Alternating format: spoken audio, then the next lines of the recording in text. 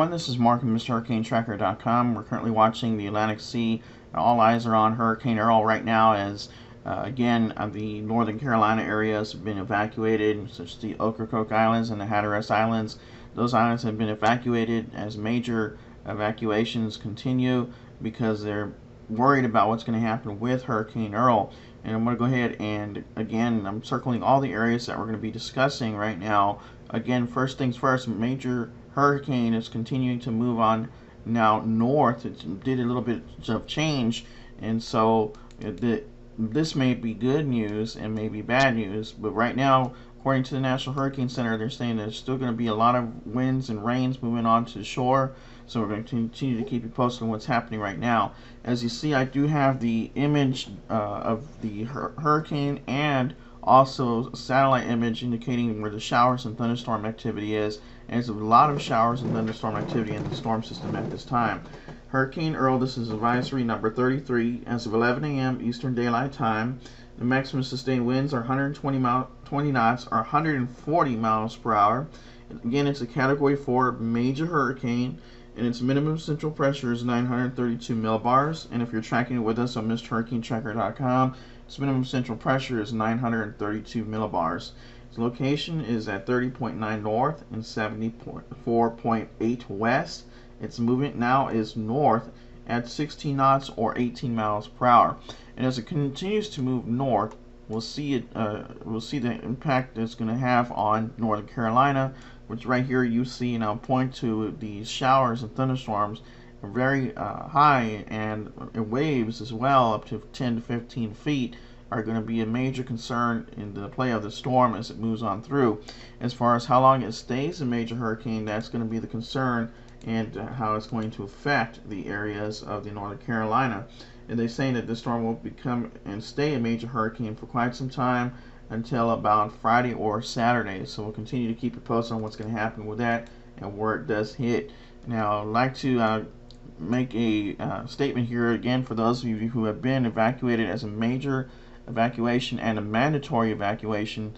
That's definitely something you may want to suggest if you're in those areas. And do not take the storm lightly, because the storm system will continue to move on, and there is a great chance that if it does continue to move north, because of the high and low pressures, the storm could take another change in track, and it is very much so unpredictable. So we'll continue to keep you posted on what's happening with Hurricane Earl. Right now we got Tropical Storm Fiona right behind it.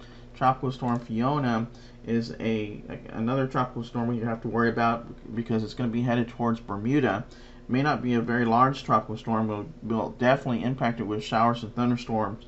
This is advisory number 12 as of 11 a.m. Atlantic Standard Time, and this is maximum sustained winds in the storm are 45 knots or 50 miles per hour.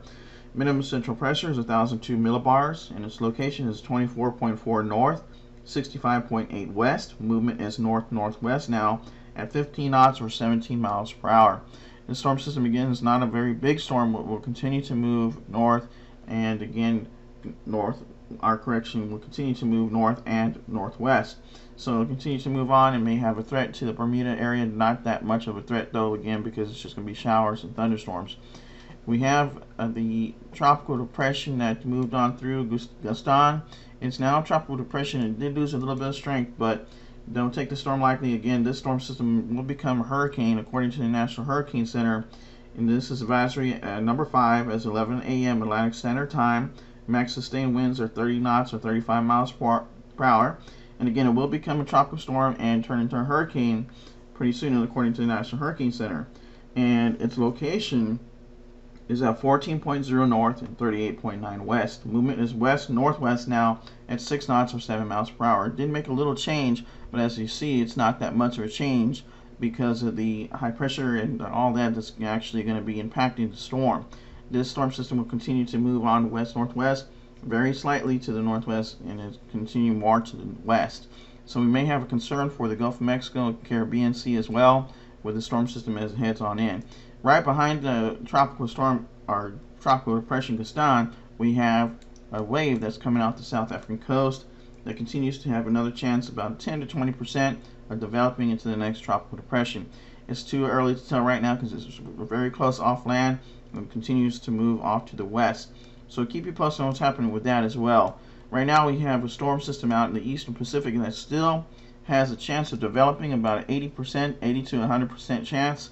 It continues to stay right there in that little area, but it is moving gradually, and it will continue to have a threat to the Manzanillo, Mexico area, which is only about 210 miles away. So continue to keep you posted on what's happening with all these storms, especially with Hurricane Earl. Again, all eyes on Hurricane Earl and what's happening with the evacuations and all that. So we'll continue to keep you posted. Please stay tuned to Mr. Hurricane Tracker for the latest information on the updates on what's happening.